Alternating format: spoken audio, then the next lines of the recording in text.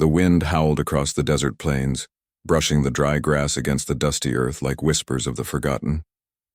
In a small, forgotten village on the edge of nowhere lived Elena, a woman whose heart carried the weight of a curse she never chose. For years, she had prayed for the blessing every woman around her seemed to hold so easily. The cries of newborns filled every home but hers. She tried everything: herbs, healers, fasting, even midnight prayers whispered into the wind. But nothing. Her husband, Raoul, once a gentle man, began to change. The silence of their empty house ate at him like rot. Each month that passed without news of a child turned him colder. The warmth in his eyes faded into resentment. The villagers whispered. Some pitied her. Others mocked. But the cruelest were her own parents. They saw her as broken, useless, a woman who couldn't continue the family name. Who will take care of us when we're old? Her mother hissed one evening, slamming a bowl onto the table. You can't even give your husband what a dog can give its mate. Elena stood frozen. She had no words. She had been trying to heal, to stay faithful, to hope. But hope doesn't survive long when love turns into disgust. Raoul left a week later. He didn't even say goodbye. When he did not return after 3 months, Elena's father decided it was time to fix what he called her shame. He sold her. Not for love, not even for money, but for debt. A traveling merchant from the north offered to clear the old man's debt in exchange for the quiet woman with green eyes. That woman was Elena. She didn't resist. Maybe she was too tired. Maybe a part of her believed she deserved it. When the merchant took her by the wrist and led her away, her mother didn't even watch. Her father didn't speak. The only sound was the rustle of dry leaves and the fading echo of her footsteps. For days, Elena traveled north with the merchant caravan, cooking, cleaning, and serving as if she were invisible. The men were rough, their words heavy with mockery, but Elena stayed silent. She'd learned that silence was safer than truth, until one night under the endless stars the caravan was ambushed. It happened fast, a rush of shadows, hooves pounding, shouts in the dark. The merchant's men drew weapons, but the attackers moved like ghosts. Arrows flew. Horses screamed. When the dust settled, only a few men remained. And among them stood a tall, broad man with long black hair tied behind him, his eyes dark as obsidian. He was Kohana, a man of Apache blood. His presence was both fierce and sorrowful, like a storm that had forgotten why it began. Elena crouched by the fire, trembling, clutching her torn shawl. Kohana's people gathered the supplies, tending to the wounded. But he noticed her, the pale woman with dirt-streaked cheeks, shaking in silence. "Who are you?" he asked, his voice low but not unkind. She looked up slowly. "No one," she whispered. Something in that answer caught him. A woman who called herself no one, as if she'd been erased by life itself. Kohana didn't ask again. Instead, he offered her water. She hesitated, then took it. For the first time in months, someone had looked at her without disgust. When dawn came, the merchant was gone, or dead or fled. Elena had no one, no home, and nowhere to go. Kohana turned to leave with his people, 3 small children clinging to him, 2 boys and a little girl, their faces sun-kissed and eyes wary. Elena watched them, something in her heart aching at the sight. She took a step forward. "Please," she whispered. "Take me with you." The Apache man turned, eyes narrowing slightly. "Why?" Tears blurred her vision. "Because I have nowhere left to go." He looked at her for a long moment, then nodded. And just like that, her second life began. Kohana's village was small, built at the edge of the canyon where red cliffs met the sky. The people eyed Elena with suspicion when she arrived. A pale outsider among them, the woman who did not speak their tongue. At first, she lived in silence. She gathered wood, fetched water, helped cook. She tried not to be noticed. But the children, they noticed. The youngest, a girl named Ayana, would follow her everywhere. She was 6, with tangled hair and eyes too old for her age. One morning, Ayana tugged on Elena's skirt and asked softly, "Are you going to be my new mama?" Elena froze. Her heart twisted painfully. She smiled weakly, brushing a strand of hair from the girl's face. "No, little one. I'm just someone who helps." But in the weeks that followed, something shifted. The children began to laugh again, Elena told them stories at night, tales her grandmother had whispered long ago. She mended their clothes, braided Ayana's hair, and sang softly as she ground maize in the mornings. The people of the village began to soften toward her. Kohana watched all of this quietly. He had lost his wife 2 winters ago to fever. Since then, he'd carried the burden of both father and mother alone. The children adored him, but even he knew there were gaps only a woman's touch could fill. One evening, as the sun bled red over the cliffs, he approached her. "You do much for my children," he said. Elena smiled faintly. "They remind me what kindness feels like." Kohana looked at her then, really looked. Her eyes were gentle but tired, her hands scarred yet steady. "You carry pain," he said softly. "But you hide it well." She looked away. "Pain doesn't leave when you hide it. It just learns to live quietly." Something in that answer struck deep in him. They were 2 broken souls, each carrying ghosts. Yet somehow, standing side by side, the silence between them felt almost peaceful. Days turned into weeks.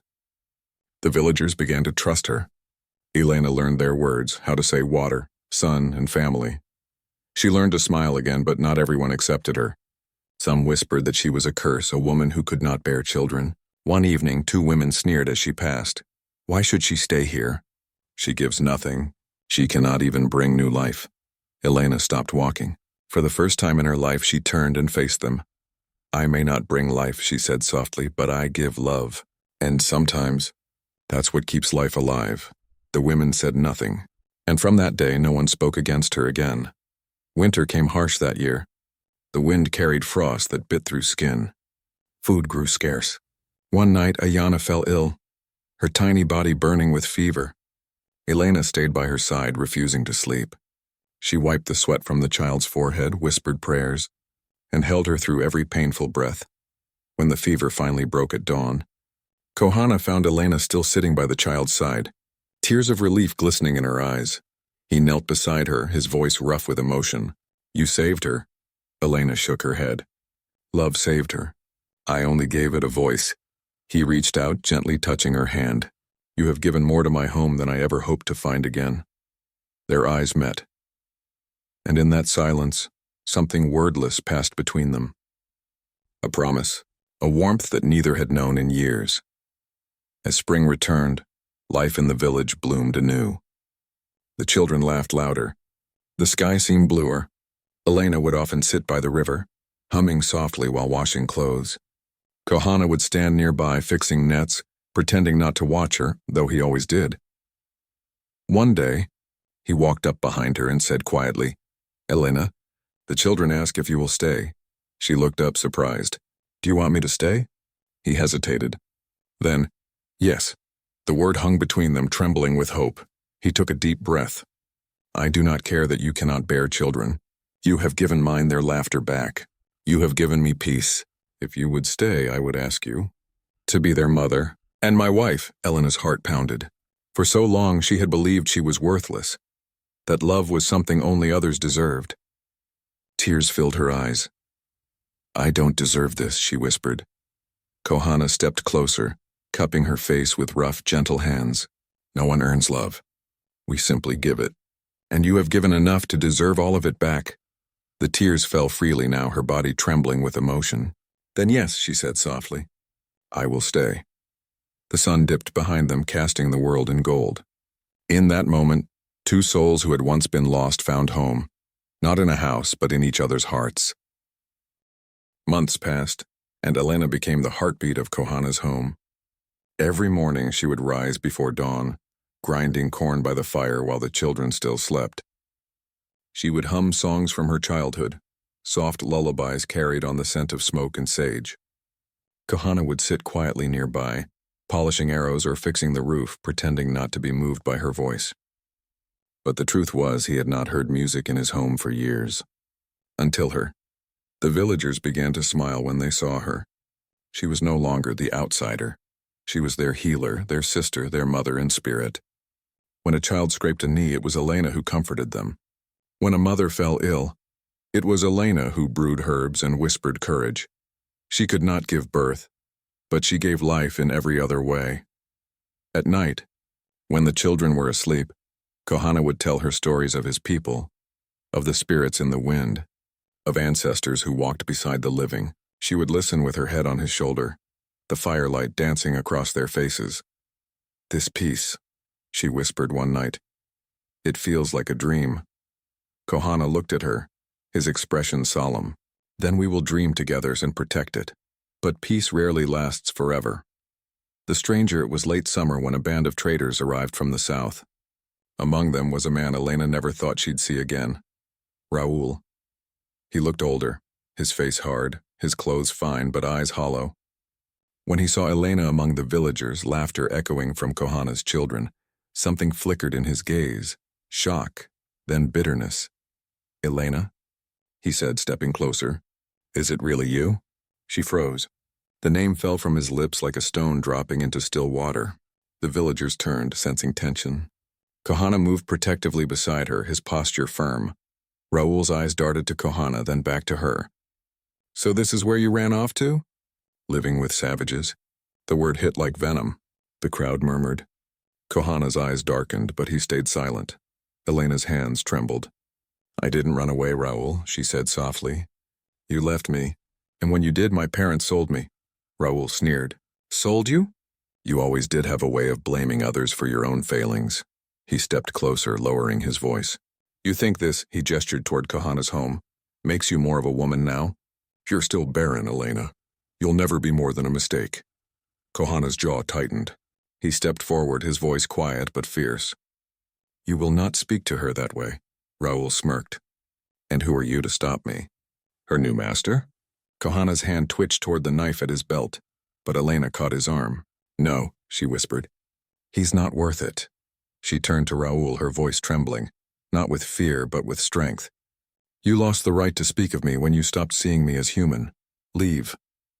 Raoul's face darkened. He spat on the ground and walked away. But that night, while the village slept, Raoul's bitterness turned to vengeance. He had seen the peace in her eyes and something he could never give her, and that envy burned hotter than hatred. The fire, it began with smoke. Elena woke to the smell of it, thick and choking. She sat up, heart pounding, and saw the orange glow outside. Flames licked at the edges of the storage huts. People were shouting, running for water. Kohana grabbed his bow. "Stay with the children," he yelled, racing into the chaos. Elena ran to gather Ayana and the boys, wrapping them in blankets, trying to calm their sobs. But then she saw him, Raoul, slipping between shadows, holding a torch, his eyes wild. "Raoul." "Stop," she screamed. He turned, startled. "You should have stayed broken, Elena," he shouted, throwing the torch toward her hut. Elena ran, but not away. She threw herself toward the fire, grabbing the torch before it could catch. Flames seared her hands, the smell of burning skin filling the air. She dropped it, gasping, tears mixing with smoke. Kohana saw her, saw the man fleeing, and loosed an arrow. It missed Raoul's heart by inches, grazing his arm. Raoul stumbled and vanished into the desert. The fire was contained before sunrise, but the damage was done. Several homes were lost. Elena's hands were badly burned. Kohana knelt beside her as the healers wrapped her wounds. "Why did you do that?" he whispered, voice shaking. She smiled weakly. "Because those children, our home, were worth more than my pain." He pressed his forehead against hers, tears falling freely. "You are braver than any warrior I've ever known." Healing in shadows for days, she couldn't use her hands. Kohana fed her, bathed her burns, and cared for her like a sacred thing. But she hated feeling helpless. One evening, she wept quietly. "You shouldn't have to do all this," she whispered. Kohana took her hands gently, unwrapping the bandages. The skin beneath was raw, scarred, but healing.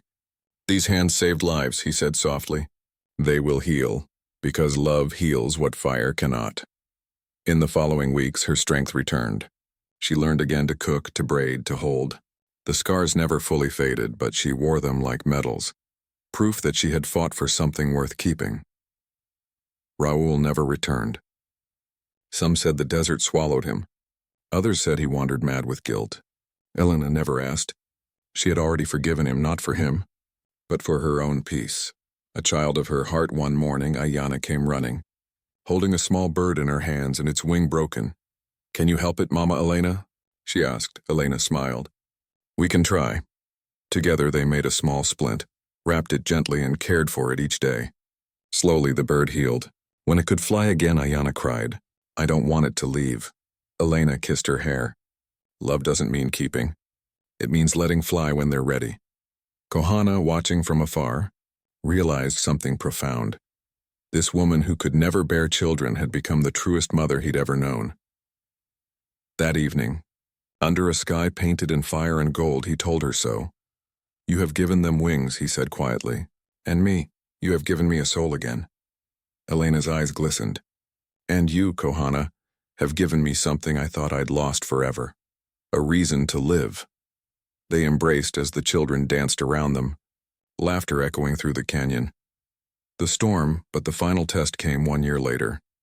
A fever swept through the valley, a sickness that spared no one. Children fell first, then the elders. The healers worked day and night, but the herbs grew scarce. Elena worked beside them, refusing to rest. When Ayana fell ill, her heart shattered. Kohana pleaded with her to sleep, but she would not. I will not lose another child, she whispered. Determination burning in her eyes for days, she stayed by Ayana's side, cooling her fever with wet cloths, singing the same lullaby that once soothed her own lonely nights. And when the fever finally broke, Ayana opened her eyes and whispered, Mama. Elena's strength gave out then. She collapsed beside the bed. Her body, weakened from exhaustion and burns and sleepless nights, could not take more. The villagers carried her to the healer's hut. Kohana held her hand, tears streaming. You cannot leave me now, he begged. We still have dreams to see. She smiled faintly, her voice barely a whisper. Dreams never die, Kohana, they just move to the hearts we've healed. But fate, merciful for once, listened. She did not die that night. Slowly, her breathing steadied, her eyes fluttered open. Kohana wept openly as he held her close. I thought the spirits were taking you, he whispered. She smiled weakly. Not yet. The children still need their mother. A new spring, when spring came again, the valley bloomed brighter than ever. The people celebrated not just the survival of the village, but the bond that had held them together. Kohana built a new hut on the hill, not just for shelter, but as a symbol. On its doorway, he carved words from his ancestors' tongue. When Elena asked what they meant, he smiled and said, Home of the heart that healed mine. Every evening, as the sun set behind the cliffs, she would stand outside, watching the sky turn crimson. Sometimes she thought of her past, the parents who sold her, the man who hurt her. But she no longer felt bitterness, only gratitude, because those wounds had led her here. To love, to peace, to purpose. The legacy years later, when Kohana's hair turned silver and the children had grown, they would still gather by the fire to hear her stories. Tell us again, Mama, Ayana would say, how you found us. And Elena would smile, looking at Kohana with the same soft eyes that first asked him to take her in. I didn't find you, she'd say. We found each other, in the middle of our brokenness. And every time she said it, Kohana's hand would find hers, their fingers fitting perfectly even through the scars. Epilogue. When Elena's time finally came, she left quietly, in her sleep with the dawn touching her face. The villagers mourned her for 7 days. They said she came to them as a stranger and left as the mother of their people. Kohana buried her on the hill overlooking the canyon. He planted a tree beside her grave, one that still stands, its roots deep, its branches reaching for the endless sky. And when the wind blows through its leaves, it sounds like a woman humming softly, the song of love that healed an entire world. Soft piano music swells. Narrator's voice returns, calm, warm, hopeful. If this story touched your heart, please like this video and subscribe to the Kind Heart Stories. Every click helps us share more stories of compassion, courage, and the power of love to heal even the deepest scars. Because sometimes, the kindest hearts are the ones that were once broken.